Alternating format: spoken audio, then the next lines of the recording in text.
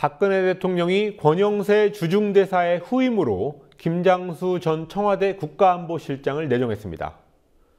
세월호 참사에 대한 부적절한 대응으로 물러난 김 전 실장이 다시 기용된 것은 전형적인 회전문 인사라는 비판이 나옵니다. 최근에는 낙하산 인사도 논란이 됐는데요. 사실 낙하산은 현 정권 출범 이후 꾸준하게 투하되고 있습니다. 강신의 PD가 보도합니다. 국가안보실 위기관리센터는 재난컨트롤타워가 아니다. 세월호 참사 8일째인 지난해 4월 23일 구조 실패에 대한 청와대 책임론이 제기되자 당시 청와대 김장수 국가안보실장은 이 같은 반박성 해명을 내놓았습니다. 청와대는 며칠 뒤 재난컨트롤타워는 국무총리와 안전행정부 장관이라며 국가안보실이 재난컨트롤타워가 아니라는 김장수 안보실장의 주장을 뒷받침했습니다. 김장수 전 안보실장은 김기춘 비서실장 등과 함께 박근혜 대통령의 절대적인 신임을 받는 인물로 꼽힙니다. 그러나 이 같은 책임 회피성 발언에 대한 여론의 비난이 거세지자 5월 22일 김장수 안보실장은 자리에서 물러나게 됐습니다. 하지만 그로부터 9개월도 못 돼 김 전 안보실장은 다시 대통령의 부름을 받았습니다. 핵심 외교 포스트라 할 수 있는 주중 한국대사 자리에 내정된 겁니다.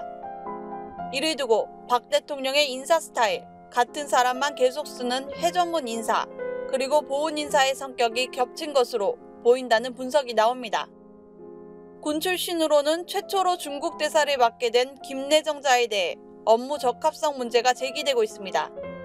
김장수 전 안보실장은 2008년 총선 때 새누리당 전신인 한나라당 비례대표 공천을 받아 국회의원을 지냈고 2012년 대선 당시 박근혜 캠프의 국방안보 추진단장을 맡아 국방, 안보 분야의 공약 수립을 주도했습니다.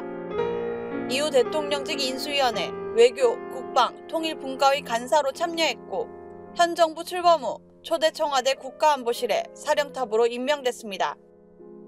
한편 전직 청와대 수석들이 최근 공공기관의 수장 자리에 내정되면서 박근혜 정부의 낙하산 인사는 계속된다는 비판이 나오고 있습니다. 박준우 전 정무수석은 지난 4일 세종재단 이사장으로 선임됐습니다.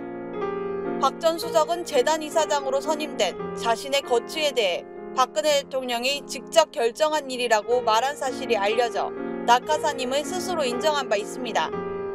곽상도 전 민정수석은 지난 3일 법무부 산하 대한법률구조공단 이사장으로 내정됐습니다. 국민TV 뉴스 강신혜입니다.